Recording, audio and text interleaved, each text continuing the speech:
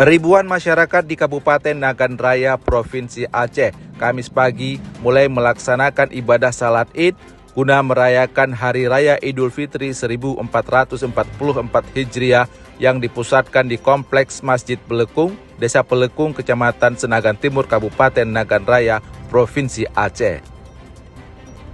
Masyarakat di daerah ini merayakan Hari Raya Idul Fitri setelah 1 bulan penuh melaksanakan ibadah di bulan suci Ramadan. Pelaksanaan ibadah salat Id yang diikuti oleh masyarakat Muslim di daerah ini berlangsung secara tertib dan khidmat. Cucu kandung Abu Habib Muda Senagan, Teguh Raja Kemangan, mengatakan perbedaan tersebut adalah hal biasa bagi masyarakat di daerah ini. Sudah biasa ya, karena beda sedikit nih. Bukan setahun 2 tahun, itu sudah 200 tahun. Ini kan sebagaimana kita pahami, penetapan 1 Ramadan ini kan ada 2 metode dia. Metode hisab dan ru'yah. Kalau Habib ini mengandung menggunakan metode hisab bilangan 5.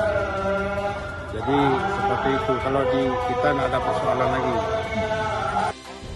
Dari Nagan Raya, Teguh Dedi Iskandar, Kantor Berita Antara, mewartakan.